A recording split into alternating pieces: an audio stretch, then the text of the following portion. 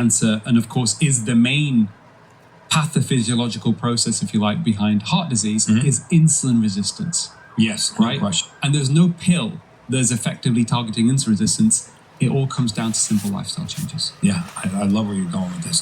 Before we move on to the lifestyle changes, because I do want to give people tips and tricks for, lifestyle changes. I want to go back to the data, because when you talked about published trials from pharmaceutical industries and actually going into those trials and using their own data to say this is what the data says, that's the data that's known, that's seen. Talk a little bit about what happens when a pharmaceutical company actually goes to have their research published or submits it to the Food and Drug Administration for a drug trial approval. Yeah. There's an assumption that the data that they're giving is truthful and accurate. And I know from statistics, I'm not a mathematician, but I spend plenty of time building probabilistic models. We almost had a saying that you tell me what you want the data to say, and I'll have the data say that. And you could take the same data set, and I think that causal and efficacy, and there's all of these terms in the literature that even some physicians and certainly the general public don't understand. Yeah. And relative risk. What is the relative risk ratio? Unless you've specifically been trained to read medical literature, it's hard to actually understand what they mean. We think of it in simple terms that if something increases or decreases my relative risk, it's increasing or decreasing the direct risk of that event, which is actually not true. Sure.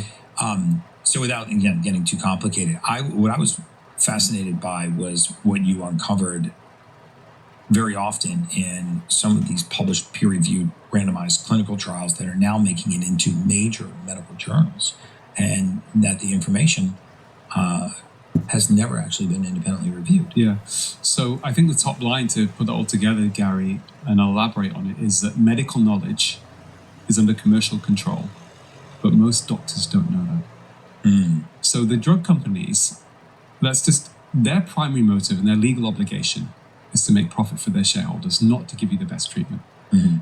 When they design their trials, their clinical trials, often they design the trial to try and give them the best results, even before the trial started, right? Of course. They're already thinking about that. They've got their new product. They think it's going to do, be a great seller. How can we design the trial to get the right people in the trial who are less likely to get side effects and more likely to benefit, right? Yeah. How do we? So Which is not a true hypothesis. No, not scientific. It's bad science. Yeah. It's really bad science. Yeah. And so that's how the trials are done. Often these trials, these randomized trials involving thousands of patients, right? The data that's collected is often tens of thousands of pages long.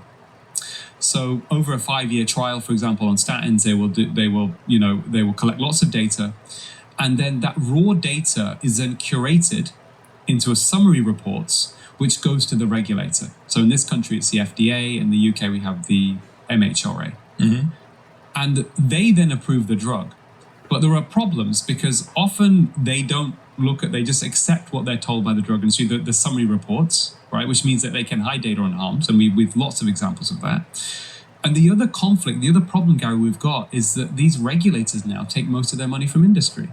Yeah. So the FDA gets 65% of its funding from industry. This is from a BMJ investigation in 2022. Our FDA gets 65% of its funding from Big Pharma. From Big Pharma, not from the federal government. No, 65 from...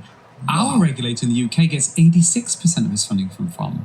You're kidding me. And there's a massive conflict of interest because what happens, a lot of these people within these regulatory bodies, they want to please the drug industry because more often than not, when they leave their roles as regulators, they get offered very lucrative jobs in the pharmaceutical industry. Right. They don't want to bite the hand that feeds them. Then what happens is the articles get published in medical journals, and the medical journals themselves, and this is pointed out in the documentary by probably one of the giants of medical journal editorship, is Dr. Fiona Godley, former editor of the BMJ, is that medical journals are businesses and often take millions from Big Pharma, either in advertising, but more commonly for selling reprints back to the drug industry, right? That can be used as marketing material. And a really good example of just how bad this can